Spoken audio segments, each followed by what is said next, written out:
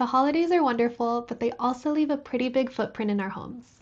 Between decor, gifts, packaging, extra kitchen items, and the general whirlwind of hosting, most people go into January feeling mentally and physically cluttered.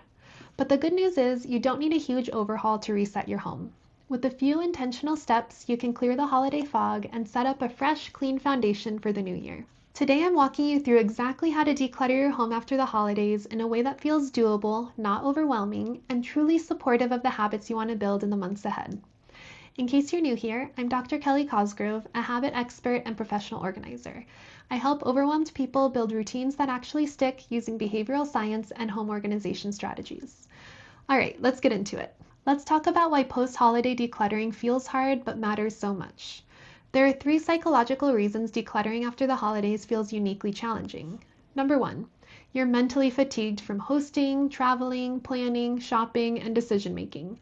By the time January hits, your brain has made roughly 1 million tiny decisions. What to buy, who to buy for, how much to spend, where to go, what to bring, what to wrap, what to cook. So when your home needs decisions too, do I keep this, where does this go now? Your brain just says, not another choice, please.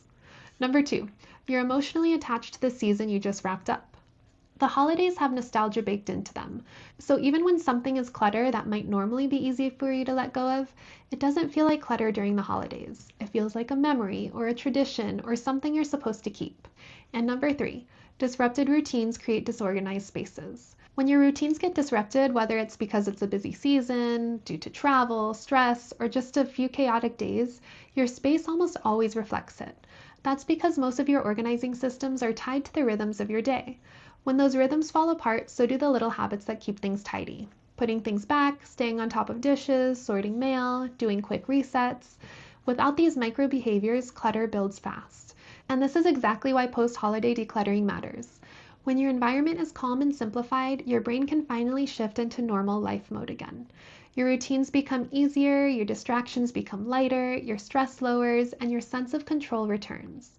So as we go through these next steps, keep this idea in mind. You're not just putting your home back together, you're resetting the systems that support the person you want to be this year. Let's get into the action plan. I recommend starting with holiday-specific items rather than feeling like you have to deal with the whole house right away. Oftentimes, people make a classic mistake. They feel so overwhelmed with their home after the holidays that they look around and think, okay, I need to reorganize everything. Nope, that's a recipe for overwhelm. Instead, start with the holiday-specific items because those tend to be the biggest source of scatter and decision fatigue. Let's start with decorations. These include ornaments, lights, garlands and wreaths, decorative pillows, tabletop holiday pieces, outdoor lights, and holiday linens. Before you pack anything away, ask yourself, do I still like this? Would I like to put this out next year? If not, maybe it's time to let it go to a new home. And if you have decorations that are still packed away that you didn't take out this year, ask yourself, is this sentimental? Is it still something you like? Or is it something you want to store for the next 11 months? If not, this might be time to let it go. The goal here is to only keep and store holiday decorations that you really love and use. Next, let's talk about gifts you received but haven't found a home for yet. This one is huge for decluttering success. If you add things without subtracting or shifting anything, even a clean home starts to feel crowded. So for every new item, clothes, gadgets, kitchen supplies, decor, give it one of 3 outcomes. Either give it a permanent home, give it a temporary home until you use it, or give it away. Your home only stays organized when your belongings have places to land. So after you finish decluttering and putting away the holiday-specific items in your house, it's time to reset the spaces that absorbed the most holiday stress. This is where the real transformation happens. These areas get hit the hardest during the holidays, and resetting them gives the biggest mental relief. Let's talk about the kitchen. Even if you didn't host, your kitchen probably carried the emotional load of the season. Here's what to do. Step 1. Clear the space to get it back to everyday mode. Remove the holiday mugs, the special baking ingredients, the seasonal treats, and the gifts that ended up on the counter. Step 2. Declutter the fridge and pantry. Holiday food is wonderful, but the remnants of holiday food tends to turn into clutter. Toss what's expired, consolidate what you can, and put the space back into your normal rhythm. Step 3. Restock your habit support items. Ask yourself what habits you want your kitchen to cue. Maybe it's morning hydration, easier meal prep, better breakfast options, more home cooking, less takeout, smoother evenings, or consistent lunches. Make sure your kitchen is well stocked with the items that support these habits. And as a bonus, put these things at eye level and within easy reach. That small shift alone boosts habit follow through and will help you get back on track after the holidays. Next, let's talk about an entryway reset. This space often becomes the lost and found of December. You might find Amazon boxes, boots and coats, returns, gift bags, winter accessories, mail, or random items you need to bring to other people. But here's the thing, your entryway sets the tone for your entire home. If you're greeted with these piles of random stuff each time you walk in the house, it immediately gives your home a chaotic feel. To reset it, clear everything out, put back only the daily use items, and create a designated zone for returns and outgoing items and schedule a time to drop them off. You'd be shocked at how much stress melts away when your entry feels calm and functional again. Next is the living room reset.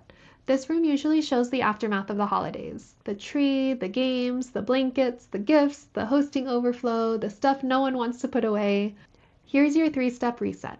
Number 1, make sure all of the holiday-only items are removed. This instantly shifts the room out of holiday mode. Number 2, rehome the gifts.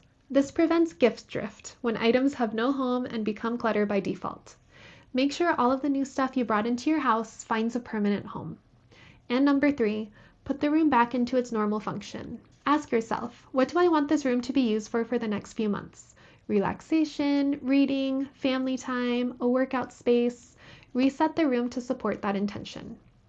Now that you've reset some of the most commonly disrupted areas in your house, it's time to rebuild your everyday systems. As you put your holiday decorations away and get your house back into shape, it's a great opportunity to use environmental design to support you in the new year.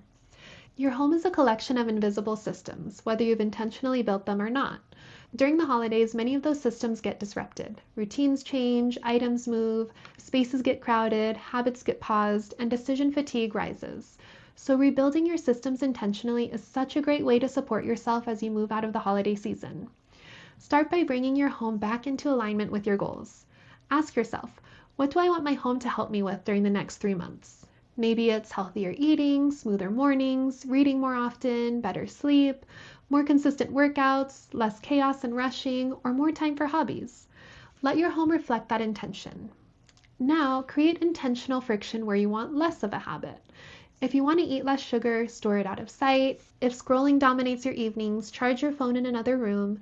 If snacking feels mindless, keep the snacks in a bin out of sight and put one serving in a bowl at a time rather than eating right out of the package. Making your behaviors more intentional can help you stay aligned with your goals. And on the flip side, reduce friction where you want more of a habit. Want to read at night? Put a book on your pillow. Want better morning hydration? Put a water bottle by the coffee maker. Want to work out more? Keep your mat visible. Your home should make your desired habits as easy as possible. All right, let's wrap this up. Post-holiday decluttering doesn't have to feel overwhelming. Just work through the process step by step to make it feel less daunting. Start with the holiday-specific stuff and then use the momentum you've built to gradually make sure your home is supporting your goals moving forward. This is also an excellent time to take advantage of the fresh start that the new year brings. If you'd like some tips on how to use the momentum of the new year wisely, check out my recent video on the psychology of the fresh start effect. It's full of useful and actionable tips to help you set yourself up for success in the new year. I'll link it on the screen here and in the description below.